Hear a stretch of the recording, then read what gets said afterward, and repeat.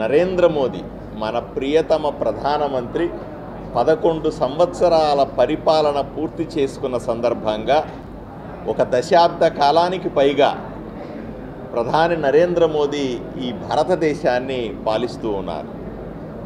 మేము స్పష్టంగా చెప్పాలనుకున్నాం, నరేంద్ర మోదీ గారు ప్రధాని కాకముందు దేశం ఎలా ఉండేది, నరేంద్ర మోదీ గారు ప్రధానమంత్రి అయిన తర్వాత ఈ 11 సంవత్సరాలలో ఈ దశాబ్ద కాలంలో వచ్చిన మార్పులు ఏమిటి అని స్పష్టంగా చెప్పాలనేది మా ఉద్దేశం. శరవేగంగా అభివృద్ధి చెందుతున్న భారతదేశాన్ని ప్రపంచమంతా గమనిస్తూ ఉంది. కేవలం అభివృద్ధి మాత్రమే కాదు, సంక్షేమం వైపున కూడా ఎన్నో అడుగులు వేసి అందరికీ దగ్గరైంది నరేంద్ర మోదీ ప్రభుత్వం. అందరికీ అభివృద్ధి ఫలాలు చేరాలి, చిట్ట చివరి నిరుపేదవాడికి కూడా మనం చేస్తున్నటువంటి సంక్షేమం అభివృద్ధి ఫలాలు వాళ్ళకు చేరాలన్న ఉద్దేశంతో నరేంద్ర మోదీ ప్రభుత్వం తీవ్రంగా ప్రయత్నం చేస్తూ ఉంది. అటు మీరు ఒకసారి ఆలోచన చేయండి, రైతుల విషయానికి వస్తే రైతులకు ఇచ్చేటువంటి పెట్టుబడి సాయాన్ని గురించి ఒకసారి ఆలోచన చేయండి. అలాగే వాళ్ళకి ఇస్తున్న కిసాన్ కార్డుల ద్వారా వాళ్ళకి ఇస్తున్నటువంటి రుణాలు పెంచడం గురించి ఒకసారి ఆలోచన చేయండి. రైతులకు కనీస మద్దతు ధర ఇవ్వడం విషయంలో ఒకసారి ఆలోచన చేయండి. వాళ్లకు సబ్సిడీతో ఇస్తున్నటువంటి విత్తనాలు, యూరియా లాంటి ఎరువులు వాటి గురించి ఆలోచన చేయండి.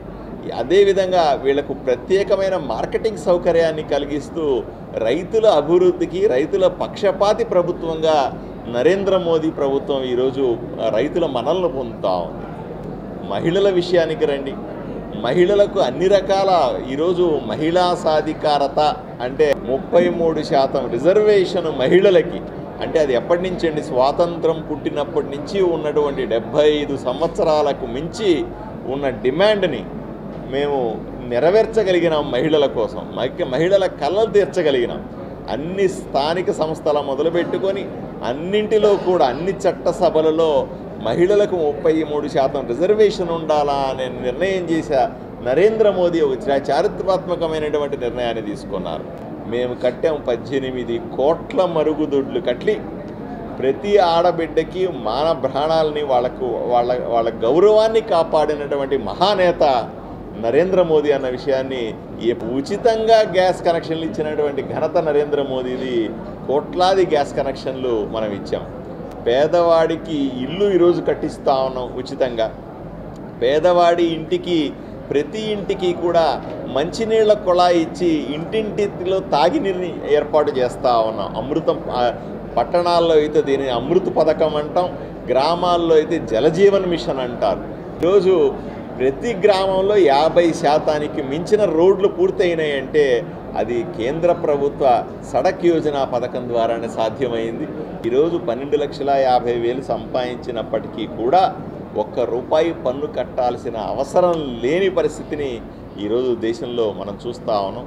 అంటే ఆర్థికంగా ఎంత స్థిరంగా ఉన్నాము అని చెప్పడానికి నేను ప్రయత్నం చేస్తూ ఉన్నాను.